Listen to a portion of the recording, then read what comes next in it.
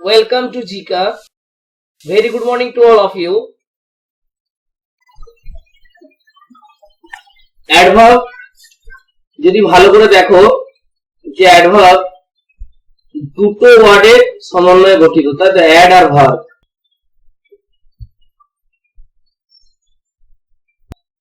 তাহলে add আর verb, তাই তো আমি যদি এই দুটোকে আলাদা করি add verb, তাহলে অ্যাডভার্ব কাকে বলে?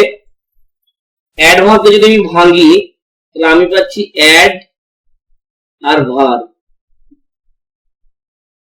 মানে পরিষ্কার কথা, অ্যাড থেকে আসছে অ্যাডজেক্টিভ, অ্যাড থেকে আসছে অ্যাডজেক্টিভ, আর অ্যাড থেকে আসছে অ্যাডভার্ব। কি আসছে? অ্যাডভার্ব। আর ভাব তো রইলই ভাব। তাহলে অ্যাডভার্ব হচ্ছে এমন একটা ওয়ার্ড যেটা মডিফাই করে ভার্বকে, एडजेक्टिव एवं एडवर्ब के। তাহলে नामेर मध्य किंतु ये डेफिनेशन আছে, इसका नाम के अंदर ही इसका डेफिनेशन है। जैसे एडजेक्टिव किसको क्वालिफाई करता है? एडजेक्टिव क्वालिफाई करता है, एडजेक्टिव यस नाउन और प्रोनाउन को। एडजेक्टिव क्वालिफाई करता है नाउन और प्रोनाउन को। ओके, ऐसे ही एडवर्ब एड से आता है एडजेक्टिव और एडवर्ब, और भाव से आता है भाव। तीनों को मॉडिफाई करता है। ठीक है, तो यहां देखो पहला जो रूल है,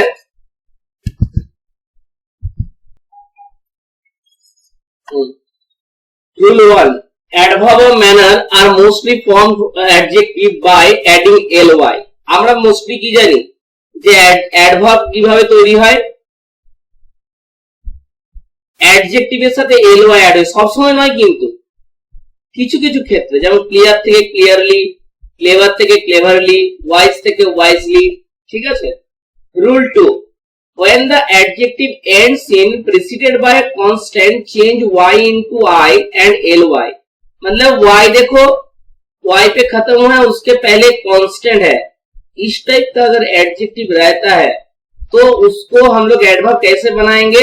इसको आई कर देंगे, चेंज y इनटू आई और उसके साथ ly ऐड कर देंगे तो एडवर्ब बन जाएगा। ठीक है।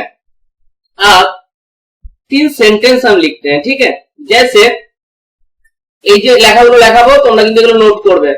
ঠিক আছে, जैसे देखो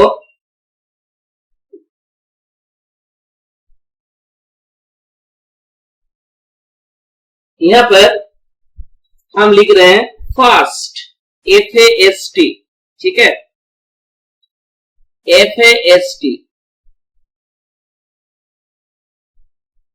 ये क्या है? फास्ट। कोई बोल सकता है? फास्ट एडजेक्टिव है और एडवर्ब भी है। फास्ट एडजेक्टिव भी है, एडवर्ब है। मतलब हम लोग जैसे पढ़ते हैं ना कि चलो यार ly रहेगा तो एडवर्ब है, ऐसा नहीं है। तो ऐसा एक वर्ड आप लोगों को हम बता दिए कि some adverbs are also there which don't follow ly। Okay, तो फास्ट एडजेक्टिव भी है, एडवर्ब भी है। ऐसे और एक वर्ड बता रहे हैं हम लोगों को, मार्च। प्लीज इस सबको नोट डाउन कीजिएगा। मार्च भी वही सेम है, एडजेक्टिव भी है और एडवर्ब भी है। ठीक है, तो इस टाइप का बहुत सारा वर्ड है जो हम लोग एडजेक्टिव में भी यूज करते हैं और एडवर्ब में भी यूज करते हैं। कैसे समझेंगे वो एडजेक्टिव है या एडवर्ब है, बाद में बताएंगे। पोजीशन हम लोगों को बता देगा, एक्चुअली पोजीशन हम लोगों को बता देगा कि कौन एडवर्ब है और कौन एडजेक्टिव है। हम 3 सेंटेंस लिखते हैं। चलो सबसे बेटर होगा 3 सेंटेंस लिखते हैं। लिखो, he is माइजर, he is माइजर, he is a miser man, he is a miser man। और एक सेंटेंस लिखो, he behaved miserly, he behaved miserly। Rule number 2 के बाद लिखा रहे हैं। ठीक है, ये याद रखना है आप लोगों को। देखो रूल 1 बताए, उसके बाद रूल 2 बताए, उसके बाद ये चीज लिखा रहे हैं। ठीक है, ये जस्ट आप लोगों को मेंशन करके रखना है सर, ये रूल 2 के बाद नोट्स दिया था। लॉकडाउन चल रहा है, नोट्स आप लोगों के पास नहीं है, प्रॉब्लम तो होगा थोड़ा। तो इसमें देखो ये माइजर क्या है, कौन बता सकता है माइजर क्या है? कोई बता सकता है? Which one is correct? चलो पहले ये बताओ। ओके पहले ये बताओ कौन सा सेंटेंस करेक्ट है? Which one is the correct sentence? कौन सा करेक्ट है? देखो पहला वाला क्वेश्चन में आता है ही इज माइजर। हम एक बात आप लोगों को हमेशा एक बात, कोयल কিছু বলছো? কোয়েল দেখো মিউট আনমিউটের অপশন আছে ওখানে, যদি কিছু বলার থাকে ওখানে মিউটটাকে আনমিউট করে তোমাকে বলতে হবে, ঠিক আছে? अच्छा व्हिच वन इज करेक्ट?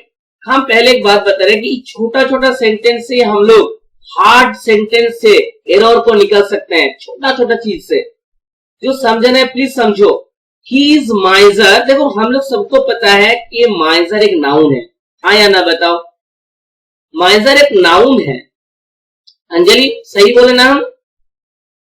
माइजर एक नाउन है। आप ये स्ट्रक्चर गलत है। क्यों स्ट्रक्चर गलत है? हम आप लोगों की बात जब नाउन के चैप्टर में पढ़ाए थे यही बताए थे कि देखो ये काउंटेबल है या अनकाउंटेबल है, क्योंकि नाउन उसके पहले हमेशा डिटरमाइनर लेता है। नाउन उसके पहले हमेशा डिटरमाइनर लेता है और इसी जगह में एग्जाम में आपको एरर देगा ही देगा। वो बैंक पीओ है, बैंक क्लार्क है या एसएससी का क्वेश्चन है।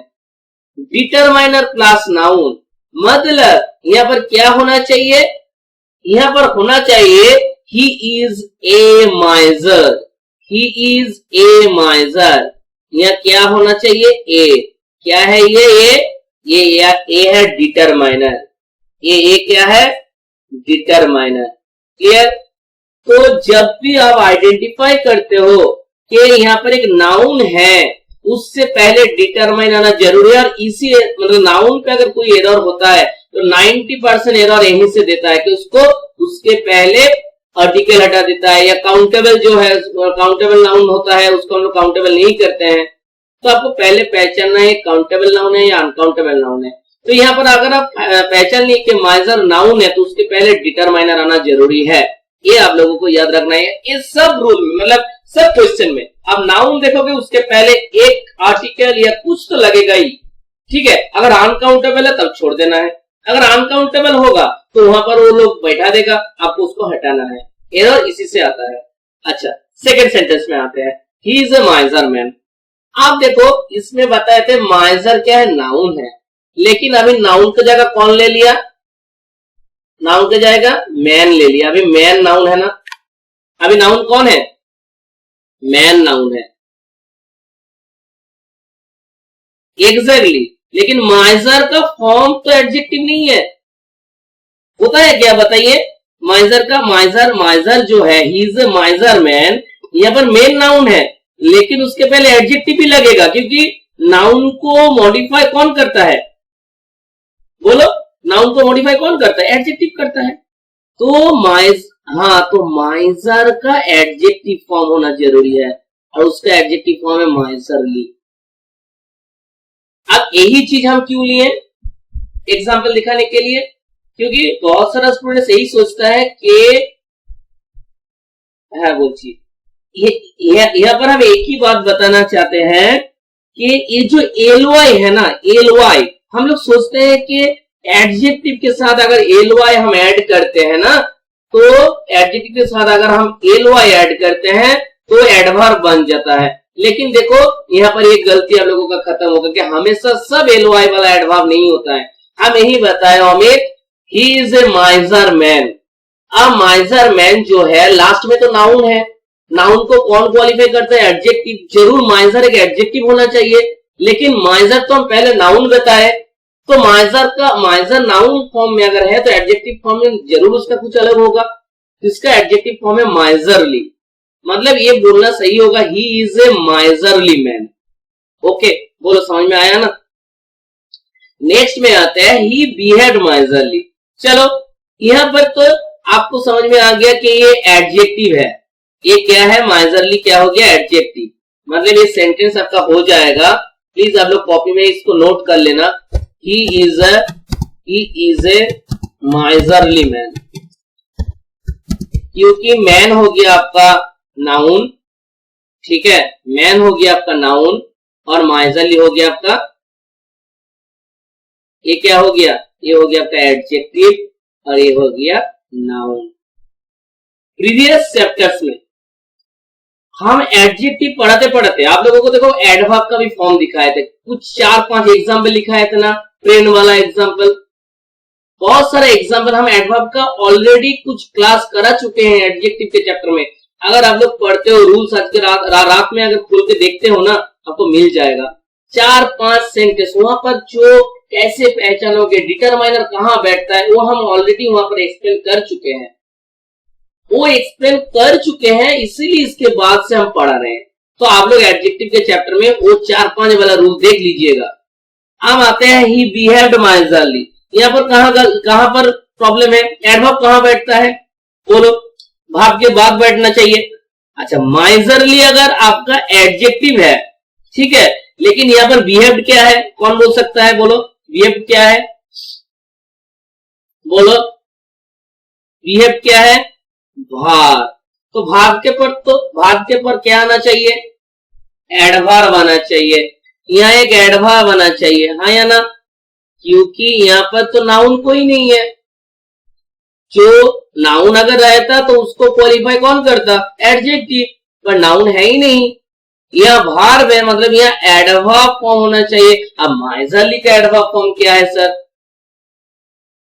माइजरली का ऐसा कोई एडवर्ब फॉर्म है ही नहीं, उसको कैसे लिखना पड़ता है, इन ए माइजरली मैनर, इन ए माइजरली मैनर, इन ए माइजरली मैनर, मतलब सेंटेंस क्या हो गया, ही बिहेव्ड इन ए माइजरली मैनर। क्लियर, अब लोग नोट डाउन कर लिए, हम इसको हटा रहे हैं, ओके, सवाल लिखे नहीं है छो, हाँ बोलो, हाँ बोलो,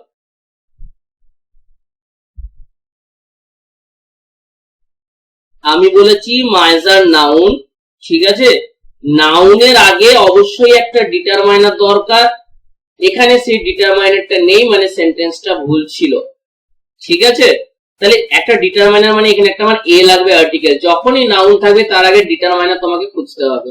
যদি এখনো বুঝতে না পেরেছো, আগের দিনের অ্যাডজেক্টিভ ক্লাসে 4-5টা এক্সাম্পল আমি পরপর লিখিয়েছিলাম, এক একটা ঢুকিয়ে, প্রথমে অ্যাডজেক্টিভ ফর্ম, তারপর অ্যাডভার্ব ফর্মে, সেটা দেখে নিয়েও বুঝতে পেরে যাবে, ঠিক আছে, আর না হলে আরেকবার রাতের দিকে কালকে কল করে নিও। আচ্ছা, এবারে এটা কমপ্লিট হয়ে গেল, এবারে আসছি রুল নাম্বার 3। হ্যাঁ হ্যাঁ হ্যাঁ, এক্স্যাক্টলি ওই টাইপেরই। আচ্ছা, এবারে আমরা আসবো রুল নাম্বার 3 তে, okay, rule number 3, adverb of manner, place and time are generally placed after the verb. हम लोगों को पता है वर्ब के बाद ही एडवर्ब ज्यादा से ज्यादा बैठता है, और after the object if there is one.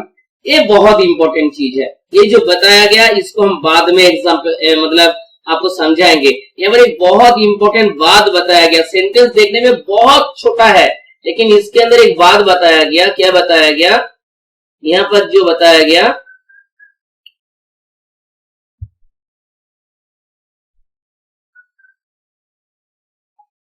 कि adverb of manner, place and time, actually structure है, पहले मैनर होता है, उसके बाद एडवर्ब ऑफ प्लेस होता है, उसके बाद एडवर्ब ऑफ टाइम बैठता है, ठीक है। तो adverb of manner, adverb of place and adverb of time are generally placed after the verb, और after the object if there is one. मतलब वर्ब के बाद भी बैठ सकता है, या तो वर्ब उसके बाद एक ऑब्जेक्ट रहेगा, उसके बाद भी बैठ सकता है। कहां क्या बैठेगा उसको हम बताएंगे इसके बाद, मतलब इसके नेक्स्ट एग्जाम्पल में। देखो यहाँ पर कुछ एग्जाम्पल है, इट इज रेनिंग हैवीली, यहाँ देखो ऑब्जेक्ट है, रेनिंग के बाद नहीं है। He is walking slowly, Ram speaks English well, he does his work carefully, I met him yesterday. ये सब चीज आपको कहाँ रहेगा, नोट्स पे रहेगा, लेकिन एक्चुअली आपको एग्जाम हॉल में क्या देखना है, ठीक है, ये इसके लिए हम जो भी बताएंगे वो वाला चीज को आपको गौर करके रखना है। देखो फिर से हम व्हाइट बोर्ड को लाते हैं, कुछ लिख रहे हैं, लिखो लिखो position of adverb, position of adverb, POSITION, position of adverb. ये एडवर्ब का पोजीशन को लेकर हम कुछ लिखाएंगे। देखो हम लोगों को क्या पता है बोलो तो, इसका स्ट्रक्चर कैसे होता है ये पहले हम कर चुके हैं ऑलरेडी, फिर भी हम बताएंगे। सब्जेक्ट पहले होता है सब्जेक्ट, फिर होता है इंट्रांजिटिव वर्ब। स्पेलिंग एरर अगर रहता है तो आप लोग ठीक कर लीजिएगा। S plus intransitive verb plus adverb of manner, adverb of manner, okay, adverb of manner. अब यही पर मेन चीज है, यहाँ अगर इंट्रांजिटिव वर्ब रहता है, ये वाला चीज आपने आपके लैंग्वेज में लिखो बाबू। वहां तो एक लाइन में बता दिया गया था, क्या बता दिया गया था वहां पर एक लाइन में, जस्ट यही वहां पर मेंशन किया गया, adverb of manner, place and time are generally placed after the verb और after the object if there is one. अब कहां ऑब्जेक्ट बैठेगा, कहां कोई जो मतलब आप लोग थोड़ा म्यूट कर लीजिएगा, ठीक है, ये बहुत सारा स्टूडेंट्स क्लास कर रहे हैं, समझ में नहीं आएगा सबको, थोड़ा म्यूट कर लीजिएगा सब, क्योंकि थोड़ा थोड़ा साउंड भी बहुत बड़ा हो जाता है सब एक साथ अगर। Subject plus intransitive verb plus adverb of manner. अब क्या है, इंट्रांजिटिव वर्ब अगर रहेगा तो यहाँ पर वर्ब के बाद ऑब्जेक्ट नहीं बैठेगा, लिख लो, यहाँ पर वर्ब के बाद एडवर्ब नहीं बैठेगा, ठीक है, सॉरी ऑब्जेक्ट नहीं बैठेगा, वर्ब के बाद यह ऑब्जेक्ट नहीं बैठेगा। इंट्रांजिटिव वर्ब अगर होता है, इंट्रांजिटिव वर्ब अगर यहाँ पर होता है, उसके बाद ऑब्जेक्ट नहीं बैठेगा, ठीक है। ये चीज आप लोगों को याद रखना है। कौन सा वर्ब, इंट्रांजिटिव वर्ब, ठीक है, ये चीज आप लोग थोड़ा लिख लीजिएगा। अच्छा, तो इसका एक एग्जांपल देखो, पीछे लिखा हुआ है ही इज वॉकिंग स्लोली, इसका ये एग्जांपल ले लो, ही इज वॉकिंग स्लोली, ठीक है, ही इज वॉकिंग स्लोली। देखो इसमें कोई भी ऑब्जेक्टिव नहीं है, इंट्रांस আমি আগে বলেছি তো, আমি তো আগে বলেছি বাবু এই বিষয় নিয়ে ব্যাচে, ঠিক আছে, সময় থাকলে বলছি। আমি কিন্তু আগে এই বিষয় নিয়ে বলেছি তোমাদের এস, এবং এটা আমি প্রথমেই বলেছি যে আমি কিন্তু পরে বলবো না এরকমও বলেছিলাম। যাই হোক ঠিক আছে, আমি বুঝিয়ে দেবো। Transitive verb S plus transitive verb, इसके बाद ऑब्जेक्ट, ठीक है, इसके बाद ऑब्जेक्ट बैठ सकता है, उसके बाद adverb of manner, adverb of manner, clear, ठीक है।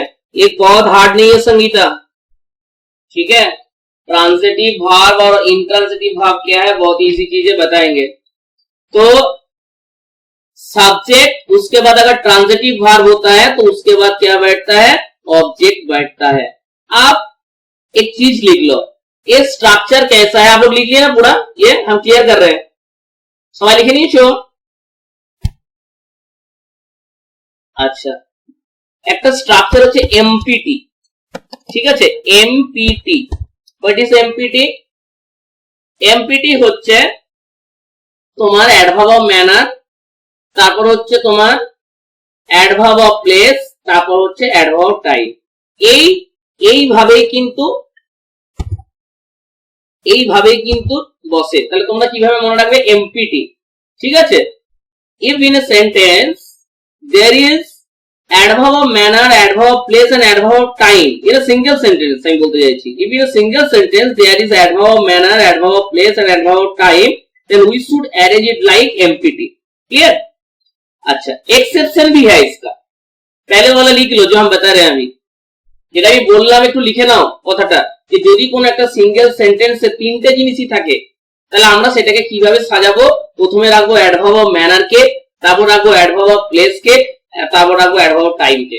আমার যতদূর মনে পড়ছে ব্যাচ নম্বর 22 এর ফার্স্ট ক্লাস আমি একটা তোমাদের ইংলিশ নিয়ে ক্লাস করিয়েছিলাম যেখানে কাম আর গো ছিল, মনে পড়ছে? আমি বলেছিলাম যে এটা ডাইরেকশন হিসাবে ইউজ হয়। একদম প্রথম ইংলিশ ক্লাস আমি একটা পরীক্ষা নিয়েছিলাম, সেখানে আমি প্রায় 1.5 থেকে 2 পাতা কাম আর গোকে নিয়ে লিখিয়েছিলাম। সেই জিনিসটাই চলে এলো এখানে। সেদিন আমি বলেছিলাম তোমাদের যে যখন আমি অ্যাডভার্ব করাবো ওই বিষয়টা আমি বলে যাব। দেখে নেবে, একটা পরীক্ষা আমি নিয়েছিলাম, কাম আর গোকে লিখিয়েছিলাম। যাই হোক, দেখো ঘটনাটা কি হয়। মিউট করো, যারা নতুন জয়েন হচ্ছে মিউট করো, কারণ বারবার আমি মিউট করতে গেলে আমার পড়াতে অসুবিধা হবে। আচ্ছা দেখো, এবারে এইটা অ্যাকচুয়ালি হয়। এবারে এক্সেপশনটা দেখাই তোমাদের। এক্সেপশন, এই এক্সেপশনটা অলরেডি আমি প্রত্যেকটা ব্যাচেই পড়ি দিয়েছি যখন পরীক্ষাটা নিয়েছিলাম তখন। আর একবার দেখে নেবে তোমরা, তোমাদের মনে পড়ে যাবে। যখন ভার্ব অফ মুভমেন্ট থাকে, ভার্ব অফ মুভমেন্ট, প্লিজ আজকে কোশ্চেনটা বার করে देखবে যেটা আমি বলছি। Verb of movement, what is verb of movement? क्या क्या हो सकता है verb of movement? Come, come, go, ये दोनों वर्ब है। वर्ब ऑफ मूवमेंट अराइव भी है, क्लियर? अच्छा, verb of movement plus, verb of movement plus adverb of place, adverb of place plus उसके बाद adverb of manner, adverb of manner, उसके बाद अगर रहेगा तो adverb of time, adverb of time. Please लिख लो। ये चीज आप लोगों को हम एक पेज क्या 1.5 पेज लिखाए थे कि आपको क्वेश्चन करना है कि आप जा रहे हो, कहां जा रहे हो। तो वर्ब ऑफ मूवमेंट अगर रहेगा कहां जा रहे हो बोलने के लिए आपको एडवर्ब ऑफ प्लेस देना ही तो जरूरी है। आया ना, समझ में आया क्या बोल रहे? जैसे एक ये लिख लो, the students went home quickly. Amit মনে পড়ছে? আমি দেখো মনে পড়ে যাবে এরপরে। the students went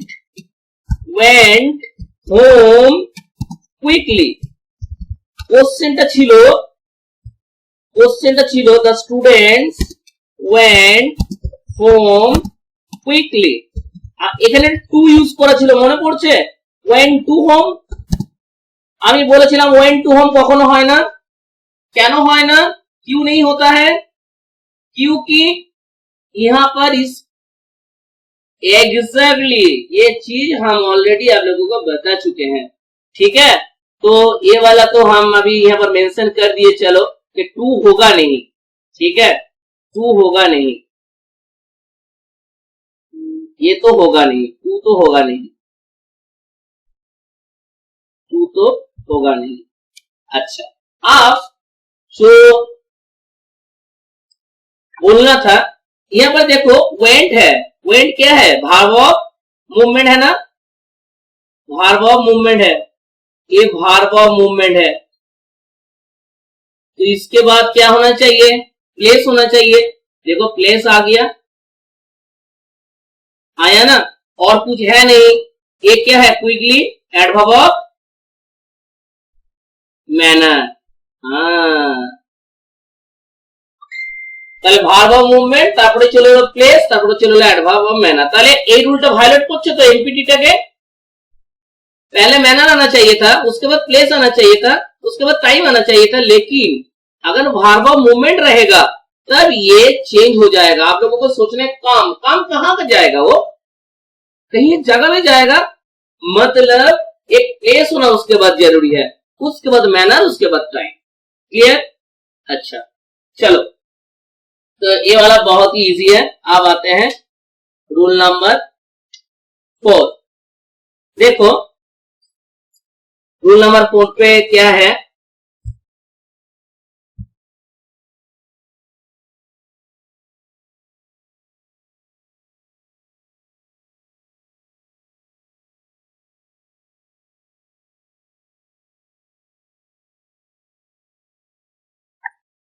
यहाँ पर रूल नंबर 4 पे क्या है? देखो rule number 4,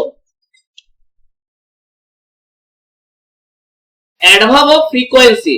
Example, never, often, always, usually, generally, sometimes, almost, already, hardly, nearly are normally placed before the main verb but after the auxiliary verb. इससे रिलेटेड एक question आता है सर, ये बड़ा बड़ा सेंटेंस में इसमें एरर देके क्वेश्चन देता है।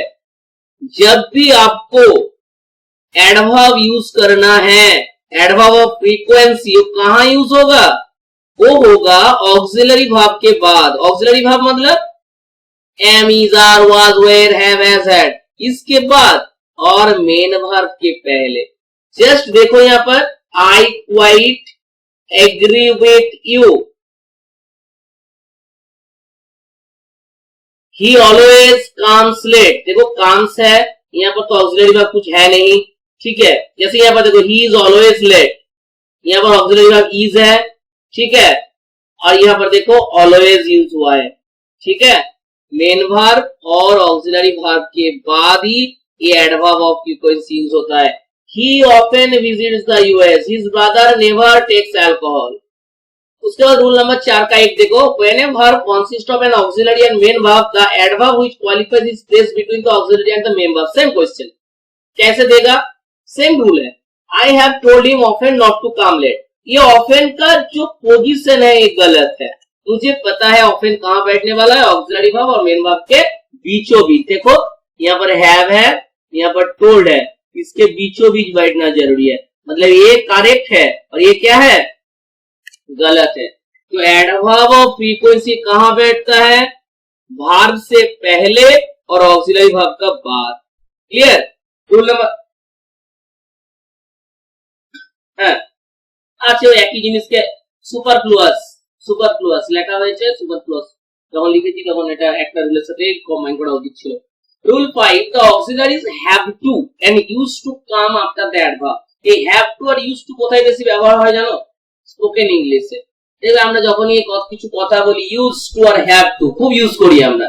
তো auxiliaries have to and used to come after the adverb. Example देखो, he never used to agree with me. Used to है ना यहाँ पर, ये देखो adverb come after the adverb. He never আছে, never এর পরে used to বসেছে। এখানে দেখো often adverb, often के बाद have to बैठा है। I often have to go to college by walk, ठीक है। तो आप लोग यहाँ पर देख सकते हो have to के पहले बैठ गया है adverb, used to के पहले बैठ गया है adverb, ठीक है। ये have to और used to कहां आता है, come after the adverb। यहाँ और कुछ रूल अभी मुझे लिखाना जरूरी है लेकिन टाइम नहीं है, तो इसीलिए एक स्लाइड पहले पढ़ा लेते हैं, उसके बाद और रूल लिखा रहे हैं। देखो रूल नंबर, इसके बाद नेक्स्ट देखो rule 6, the adverb enough is always place after the adjective. बहुत इंपॉर्टेंट रूल है सर, इससे बहुत सारा क्वेश्चन आया है, बहुत सारा क्वेश्चन, एनफ से बहुत सारा क्वेश्चन आता है। The adverb enough is always placed after the adjective. Adjective के बाद enough बैठता है, और enough तो बैठता है लेकिन पॉजिटिव फॉर्म में बैठता है। देखो before the word enough an adjective under positive form should be used. जैसे she is cunning enough, positive degree में होना जरूरी है। कंपेरेटिव रहेगा एग्जाम हॉल में, आपको सही करना है, ठीक है। Is the ball big enough? देखो big क्या डिग्री है, पॉजिटिव डिग्री है, ठीक है। आप एनफ कहां बैठ रहा है, बिफोर, एनफ कहां बैठ रहा है, ये बैठ रहा है after the adjective. Okay, big क्या है, एडजेक्टिव है ना, कौन सा डिग्री का एडजेक्टिव है, ये बिग पॉजिटिव डिग्री का है। एग्जाम हॉल में क्या करेगा, आपको ये कंपैरेटिव दे देगा, सुपरलेटिव दे देगा, आपको एनफ देख के उसको किस में चेंज करना है, पॉजिटिव डिग्री में चेंज करना है। He spoke loud enough, loud, okay। She is wise enough, ठीक है, to understand your intention. He is, देखो यहाँ पर देखो, ये वाला क्वेश्चन देखो, ये वाला question, he is faster enough to defeat you। ऐसे आप लोग देखोगे तो सही लगेगा ये, ठीक ना, लेकिन यहाँ पर enough है और मुझे पता है यहाँ पॉजिटिव डिग्री यूज करना चाहिए, कंपैरेटिव डिग्री में है, तो मुझे यहाँ क्या क्या यूज करना है, फास्ट। क्या यूज करना है, fast. He is fast enough to defeat you। Next है he is bravest enough to be selected for the post of soldier, same चीज, ही इज द ब्रेवेस्ट दे देता है, तो यहाँ पर मुझे ब्रेवेस्ट यूज करना नहीं है, क्योंकि यहाँ पर एनफ है, इसीलिए मुझे पॉजिटिव डिग्री चाहिए, और पॉजिटिव डिग्री क्या होता है, ब्रेव। नेक्स्ट क्वेश्चन, सेल्डम और नेवर, और सेल्डम ही नेवर बोथ आर करेक्ट। सही से देखो, सेल्डम और नेवर होता है, सेल्डम ई एवर होता है, लेकिन सेल्डम और एवर नहीं होता है, ए वाला गलत है, ए वाला गलत है, बाकी दोनों ही सही है, एकदम इसको याद रखना चाहिए, ठीक है। तो वी सेल्डम और एवर विजिट दिल्ली, सेल्डम और एवर कभी नहीं होता है, सेल्डम खुद एक नेगेटिव वर्ड, सेल्डम और नेवर होता है, और सेल्डम ई एवर होता है। देखो वी सेल्डम और नेवर विजिट दिल्ली होगा। When we begin a sentence with seldom, never, hardly, rarely, scarcely, barely, neither, never, the rule of inversion should be applied. What is rule of inversion? Rule of inversion का मतलब हो गया auxiliary verb is used before the subject. जब हम employment exchange office में class ले रहे थे, याद है, हम इन्वर्सन का पूरा क्लास करा चुके हैं, बहुत बड़ा क्लास है इन्वर्सन का। अब यही इन्वर्सन का क्लास हमको नेक्स्ट देखो, এখানে আমি এতক্ষণ পর্যন্ত যা পড়ালাম তারপর থেকে স্টার্ট করছি। ওখানে একটা সেন্টেন্স বলেছিলাম না একটু আগে, Neha has been trying to lure her for months but owing to her misfortune she has not still succeeded. আমি কি বললাম, স্টিলের জায়গায় কি হবে বলেছি না, রাদার বলিনি, ইয়েট হবে বলেছি। হ্যাঁ, তার মানে তোমরা শুনতে পাওনি গো, তারপর থেকে শুনতে পাওনি, বুঝতে পেরে গেছি। যাই হোক, আমি তারপরে তোমাদেরকে এখানে একটা কথা বলেছিলাম, যাই হোক, তাহলে মনে গুলো বুঝতে পারা যায়নি, একটু পড়ে নাও ওই জায়গাটাতে, স্টিলটাকে গোল করে ইয়েট করো, ইয়েট, ওয়াই ই টি, স্টিলের জায়গায় ইয়েট, রেদারটা মানে রেদার হবে না, তার কারণ আমি বলছি তোমাকে, ঠিক আছে, ইয়েট হবে, ওয়াই ই টি। এবার আমি বলছি বাকিটা, লেখো still is always, still is always used in affirmative sentence, এটা বলেছি, হ্যাঁ, still is always used in affirmative sentence. এবারে দেখো, এবারে এই টাইমটাতে নেটের খুব প্রবলেম হচ্ছে, মেবি পরের থেকে সকালে ক্লাস নিতে হবে। ইয়েট, ইয়েট একটা মজার বিষয় আছে জানো, ইয়েট অ্যাডভার্ব হিসেবে ব্যবহার হয়, ইয়েট কনজাংশন হিসেবে ব্যবহার হয়, ইয়েট অ্যাডভার্ব হিসেবে ব্যবহার হয়, ইয়েট কনজাংশন হিসেবে ব্যবহার হয়।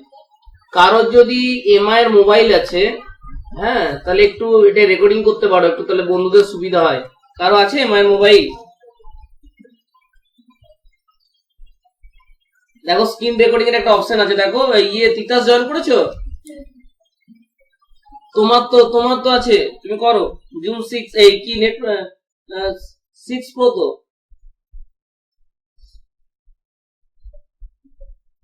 আমি বলে দিচ্ছি তোমার আছে এটা কোথায় বলে দিচ্ছি। হ্যাঁ, একদম শেষে চলে যাও, গিয়ে দেখো লেখা আছে টুল, টুলে যাও, টুলে গিয়ে পেয়ে যাবে স্ক্রিন রেকর্ডিং। টুলস পেয়েছো, টুলস খোঁজো, টুলস যেখানে ক্যালকুলেটর থাকে, ক্যালকুলেটর, টুলসে চলে যাও, টুলস, TOOLS,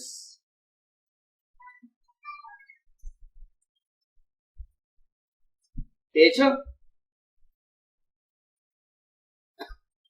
সে কি গো, আচ্ছা ছেড়ে দাও। দেখো ইয়েট হচ্ছে অ্যাডভার্ব, ইয়েট অ্যাডভার্ব হিসেবেও ব্যবহার হয়, আর পেয়েছো? আচ্ছা, ইয়েট অ্যাডভার্ব হিসেবেও ব্যবহার হয়, আবার কনজাংশন হিসেবেও ব্যবহার হয়। ইয়েট কথাটার মানে কি বলতো, স্টিল নাও, পরিষ্কার কথা, কি নাও, ইয়েট না, ইয়েট মানে হচ্ছে স্টিল নাও, এখনো পর্যন্ত, আপ তক, up to the moment, still now, up to the moment, এটা মানে হচ্ছে yet, up to the moment. এবারে প্রশ্ন হচ্ছে আমাকে তো পরীক্ষার হলে এক্সাম হলে চিনতে হবে যে ইয়েটটা অ্যাডভার্ব হিসেবে ব্যবহার হয়েছে না কনজাংশন হিসেবে ব্যবহার হয়েছে, তবে তো আমি ইয়েটের পজিশনটা রাখবো সেই জায়গাতে। তাহলে বুঝবে কি করে যে ইয়েটটা কি হিসেবে ব্যবহার হয়েছে? ক্লিয়ার? দেখো আমি কতগুলো কথা এখানে লিখলাম। when yet is used as conjunction, যখন yetটা কনজাংশন হিসেবে ব্যবহার হচ্ছে, then it is used with though or although। কখন বুঝবে কনজাংশন yetটা? যখন এটা দো অথবা although এর সাথে ব্যবহার হচ্ছে, এটা তোমাদের মাথায় রাখতে হবে। সরি, যেমন একটা এক্সাম্পল দেখো,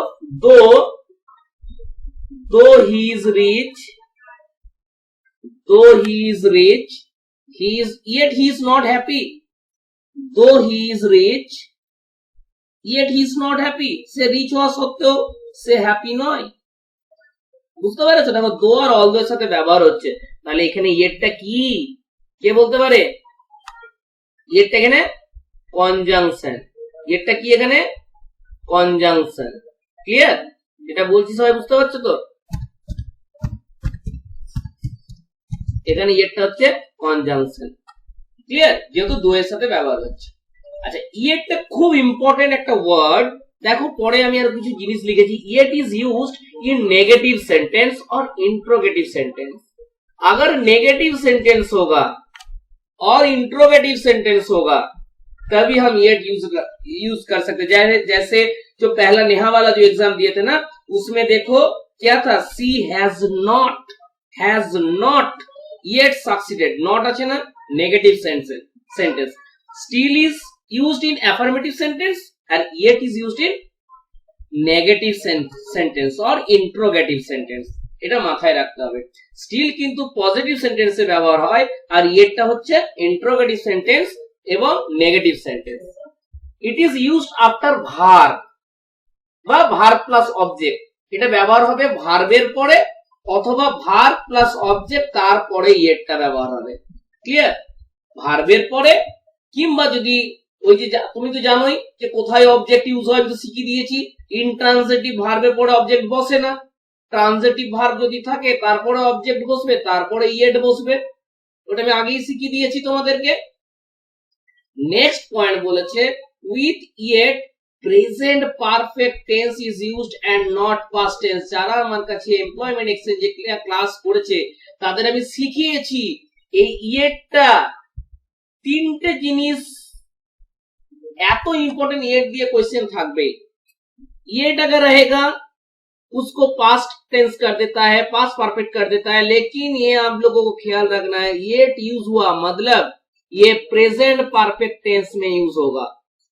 तो ये गलती कहां देता है? येट के पोजीशन में गलती देता है कि दो और ऑल दो के साथ येट अगर यूज हुआ तो कंजंक्शन के रूप में होगा। अगर दो ऑल दो नहीं रहेगा, नेगेटिव सेंटेंस या इंट्रोगेटिव सेंटेंस रहेगा तब येट यूज होगा। अगर एफर्मेटिव सेंटेंस है येट दे देता है, आपको येट हटाना पड़ेगा, उसके जगह में स्टिल लगाना पड़ेगा। और येट अगर रहेगा तो सेंटेंस होगा present perfect tense. Present perfect মাথায় রাখবে কিন্তু প্রেজেন্ট পারফেক্ট এটা থেকে কোশ্চেন থাকেই থাকে, এটা কিন্তু মাথায় রেখে। ঠিক আছে? একটা एग्जांपल লিখো তাহলে বুঝতে পারবে। एग्जांपल লেখো তাহলে বুঝতে পারবে। লেখো did not the postman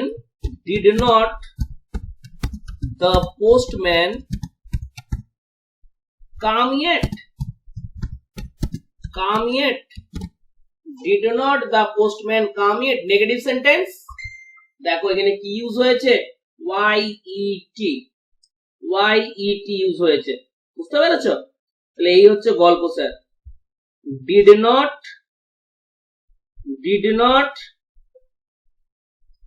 हाँ did not the postman come yet। यहाँ पर not है, not।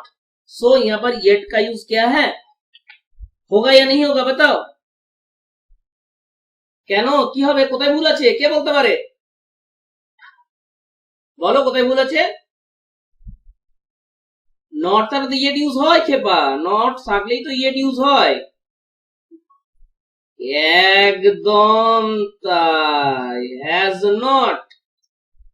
Not the postman come yet. अब ये चीज आप लोग कहां पढ़ोगे बोलो तो, कहां पढ़ोगे ये तो आपका चल जाएगा इसके कॉन्जंक्शन के चैप्टर में, या तो आपका भार के चैप्टर में।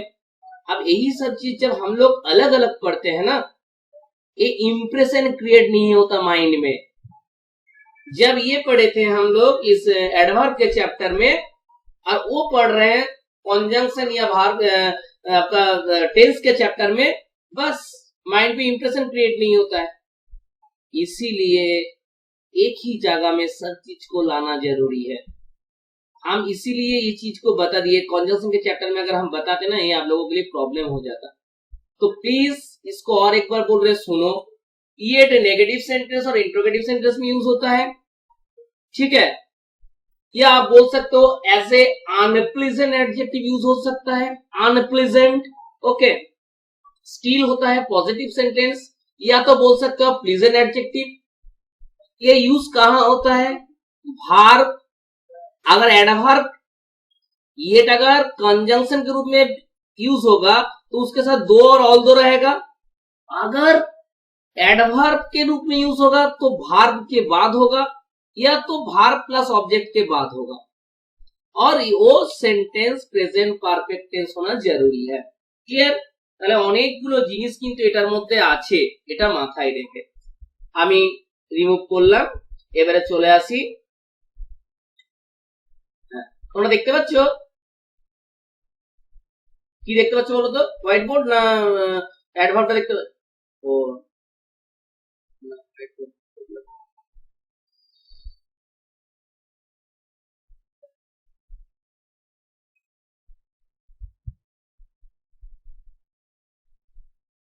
দেখো তো কি দেখা যাচ্ছে,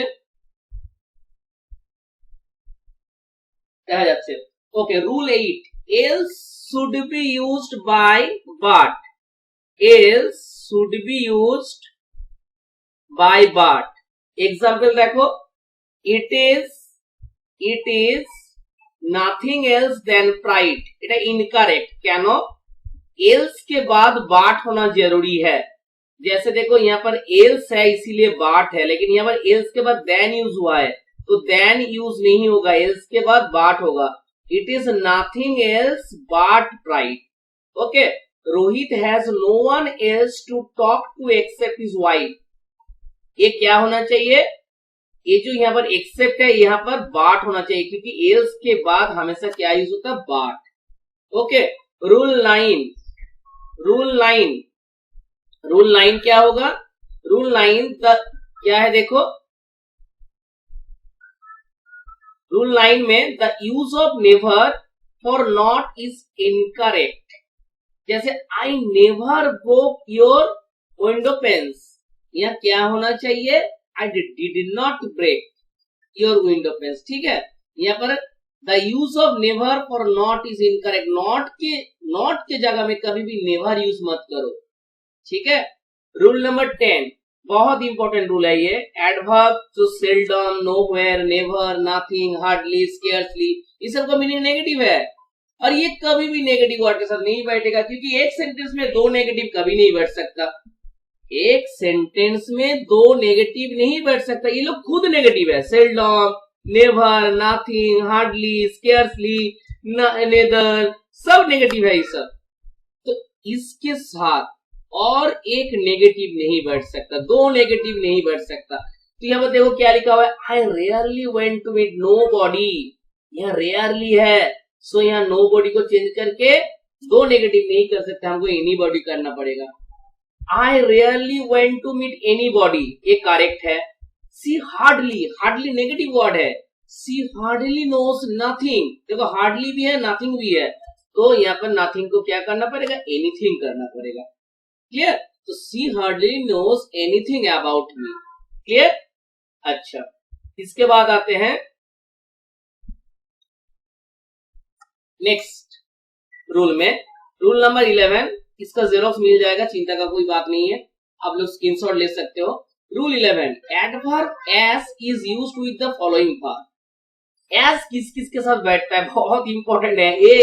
अलग अलग चैप्टर में आपको अलग अलग मिलेगा, ठीक है, इसीलिए हम एक जगह में इसको यहाँ पर मतलब नोट डाउन कर लिए।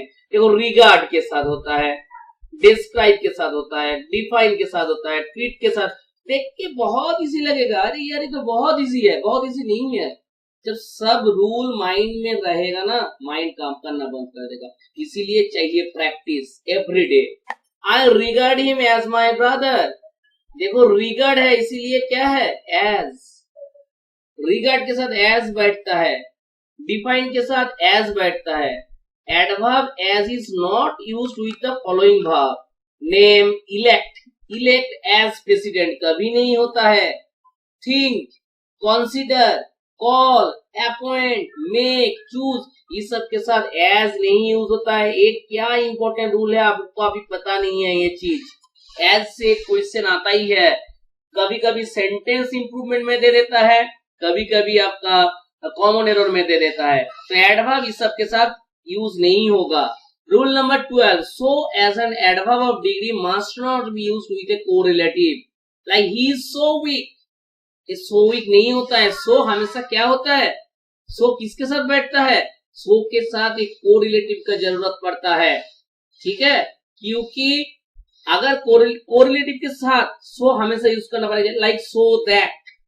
अगर वो कोरिलेटिव नहीं है तो हम सो को यूज नहीं कर सकते। ही सो वीक बोल के छोड़ नहीं सकते, सो के साथ और एक कोरिलेटिव लगाना जरूरी है।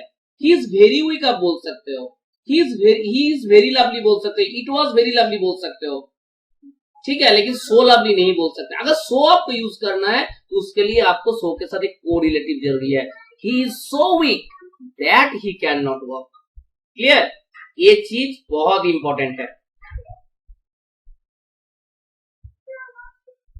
आप देखो रूल नंबर 13, ये बहुत इंपॉर्टेंट है। रूल नंबर 13 आज हम जस्ट आपको बोलेंगे, लेकिन इसका मेन चीज हम नेक्स्ट दिन एक्सप्लेन करेंगे, क्योंकि ये बहुत बड़ा क्वेश्चन इससे आता है, ठीक है। तो मुझे और एक्सप्लेन करने के लिए थोड़ा टाइम चाहिए। आज बहुत बड़ा बड़ा रूल बोल दिया और भी कुछ है एक्चुअली, इसीलिए अब ये नहीं बताएंगे, थोड़ा देख लो just. The adverb too means more than enough, ये सबको पता है, और should not be used of every और much. The news is too good to be true, he is too weak to walk. ये हम लोग एकदम मतलब क्लास 6-7 से पढ़ के आ रहे हैं। लेकिन ये टू मच और मच टू कब यूज हो सकता है, इससे एक क्वेश्चन आता है sir. The adverb too much is used to with noun. Too much किसके साथ यूज होता है, नाउन के साथ, और much too is used with adjective. याद रखो, इसीलिए हमेशा हम बोलते हैं जब पेपर पढ़ोगे पहचानो कौन नाउन है, कौन एडजेक्टिव है, कौन वर्ब है, कौन कंजंक्शन है, कौन मेन सब्जेक्ट है। केगो the adverb too much is used with noun. Too much के बाद नाउन होता है और मच टू के बाद एडजेक्टिव। जैसे टू मच पेन, पेन क्या है, नाउन है ना, पेन नाउन है, पेन क्या है, नाउन, पेन है नाउन। और टू मच इनसिंसियरिटी, ठीक है, टू मच के बाद देखो क्या है, नाउन है, लेकिन मच टू के बाद क्या है, मच टू के बाद क्या हो जाएगा,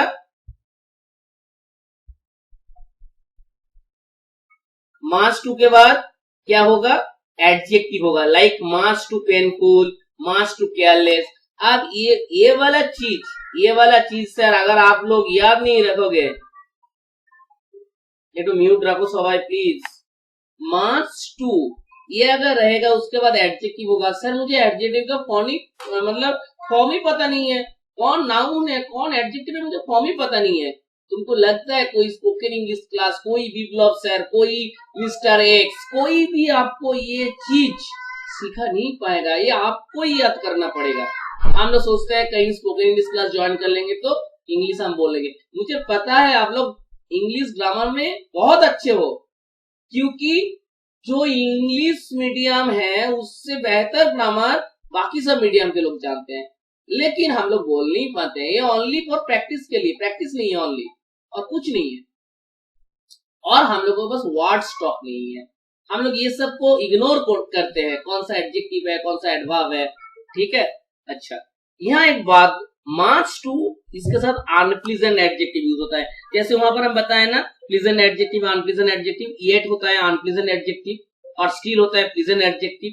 मतलब हम आप बोल सकते हो नेगेटिव वर्ड के साथ येट होता है और स्टिल होता है पॉजिटिव वर्ड के साथ। ऐसे ही मार्च टू होता है नेगेटिव वर्ड के साथ। नेगेटिव मार्च टू के बाद आपको अनप्लीजेंट एडजेक्टिव देना जरूरी है, like much too eat, much too careless, और ये सब क्या है, एडजेक्टिव है।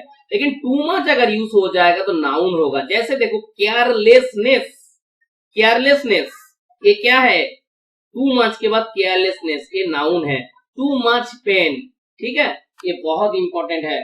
His failure is too much painful for मी, एक क्वेश्चन में आया था, his failure is too much painful for मी। देख के लग रहा है चलो यार ठीक है, यहाँ पर ये सही है या नहीं है, कैसे समझ में आएगा। अब पार्ट सी में अगर देखोगे, पेनफुल क्या है, एक एडजेक्टिव है, ठीक है। और टू मच के बाद क्या बैठता है, देखो टू मच के साथ नाउन बैठता है और पेनफुल दिया हुआ है और सेंटेंस को देख के लग रहा है ठीक ही तो है, ये तो हम लोग बोलते हैं his failure is too much painful for मी। नहीं जी, टू मच अगर है तो उसके बाद नाउन, टू मच के बाद नाउन होना जरूरी है। लेकिन यहाँ पर पेनफुल है, पेनफुल एक एडजेक्टिव है। देखो एक्सप्लेन में लिखा हुआ है in part C, painful is an adjective, so much too must be used instead of too much. मतलब ये क्या बोला जाता है, his failure is much too painful for me, because painful is an adjective. Okay, next example, his wife's rude behaviour gives him much too pain, much too pain, pain টা কি, pain noun তো, তাহলে too much pain হবে, clear, much too pen হবে না, two much pen. আমাকে দেখে এই জায়গাগুলো কাজে লাগাতে হবে স্যার।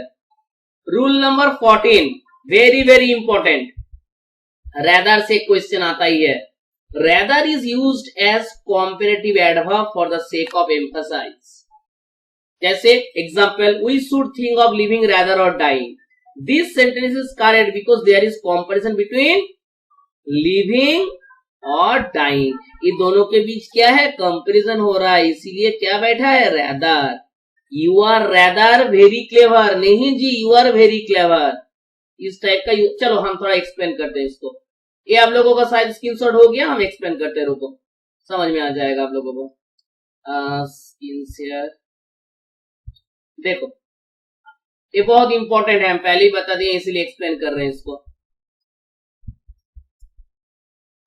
2 सेकंड, देखो यहाँ पर क्या है, रैदर, लिख लो आप लोग कि ये आपका कितना रूल नंबर हुआ है, उसके बाद आप इसको यूज करोगे, उसके बाद इसको लिखोगे, ठीक है, ये चीज आप लोग लिख लो। लिखो, एक एग्जांपल पहले लिख देते हैं, the amount which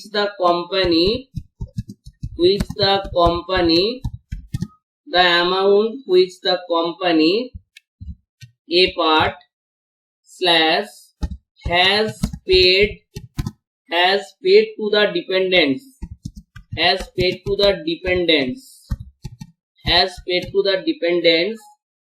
of the dead worker। Next week से हम इवनिंग में क्लास नहीं लेंगे,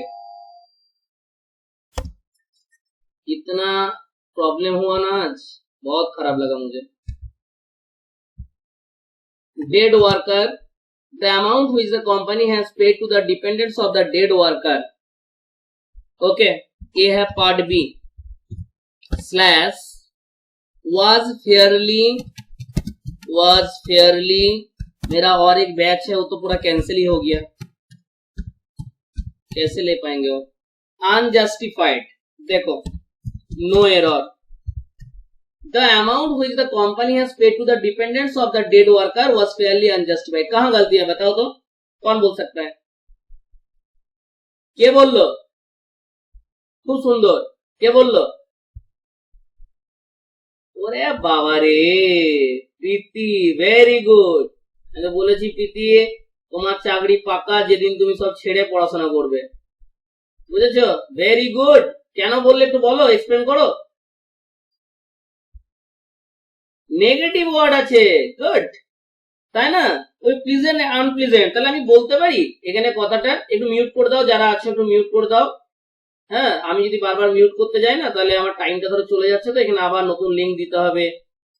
তাহলে দেখো এখানে কি হয়ে গেল, তাহলে চলো একটা কথা লিখে নাও, দেখো ফেয়ারলি ইজ ইউজড, ওটাকে একটা ইনভার্টেড কমার মধ্যে রাখো, fairly is used in pleasant sentence, in pleasant sentence, okay.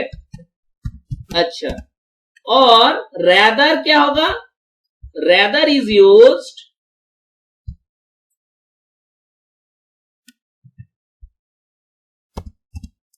or rather is used in unpleasant sentence, clear, in unpleasant sentence, ये आपको याद रखना पड़ेगा। कैसे, एग्जाम्पल फेयरली वाइज, चलो इसमें लिखते हैं फेयरली वाइज, WISE, यहीं पर खत्म नहीं हुआ, और भी इंपॉर्टेंट चीज है फेयरली वाइज, जैसे ये इंपॉर्टेंट है ऐसे ये भी इंपॉर्टेंट है।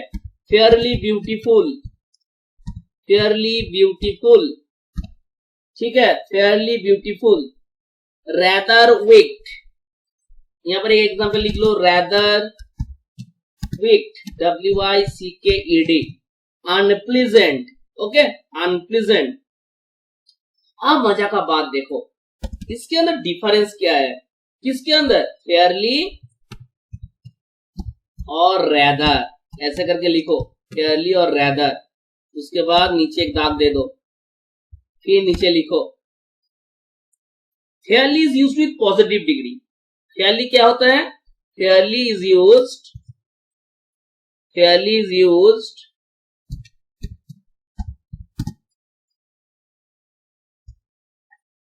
Fairlie is used with positive degree. आप डिग्री तो आप लोग सीख चुके हो एडजेक्टिव के चैप्टर में, ओके। और rather is used with positive and competitive degree, rather is used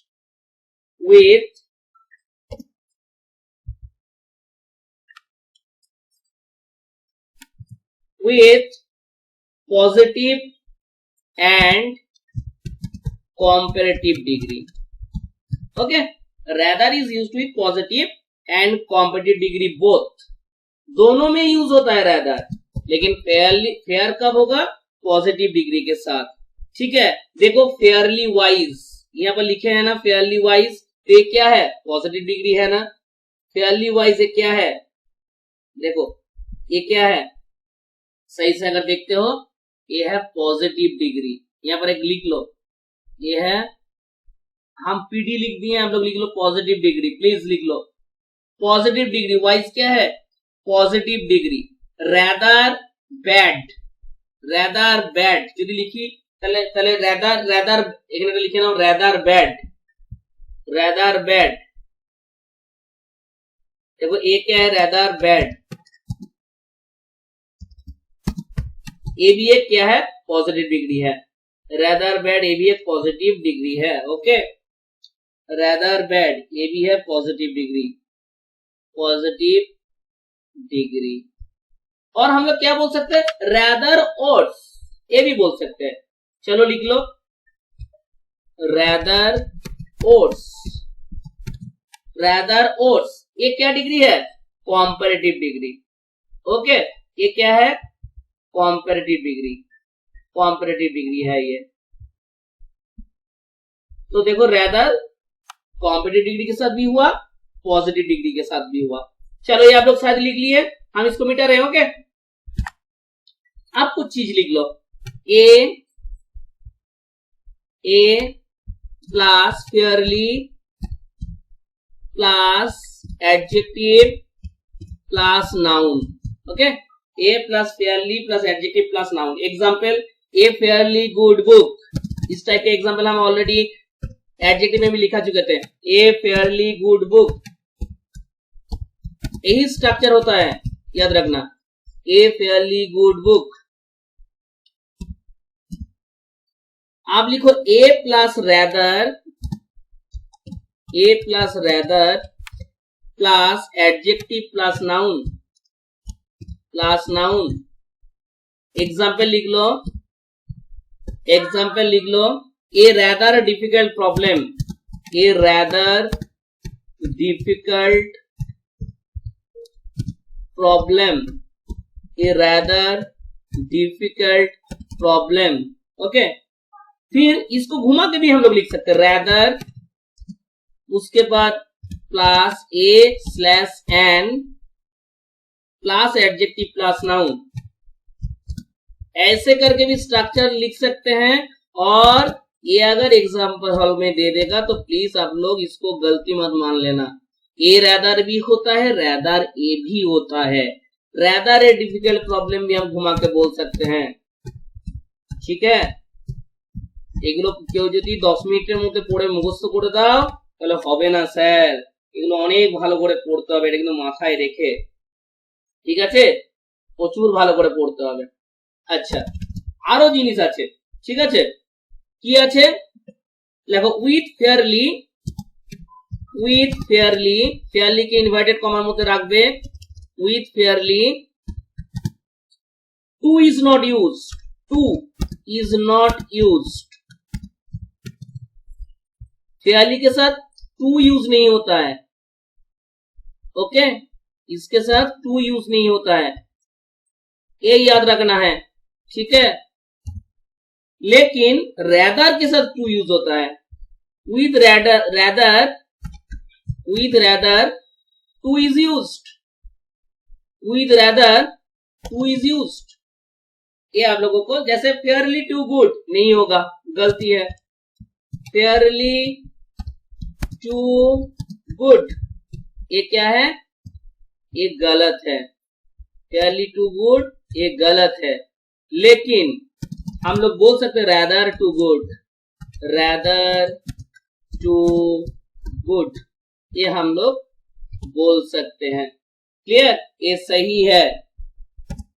चलो एक क्वेश्चन, टाइम है 1 मिनट 1 मिनट 38 सेकेंड, हम एक क्वेश्चन दे रहे हैं, द अमाउंट, शायद लिंक कट जाएगा, ठीक है, थोड़ा जल्दी, the amount which the company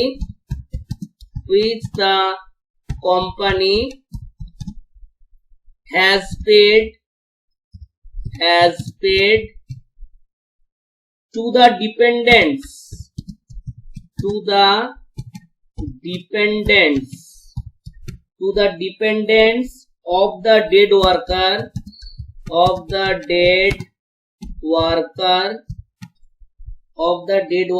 was fairly unjustified,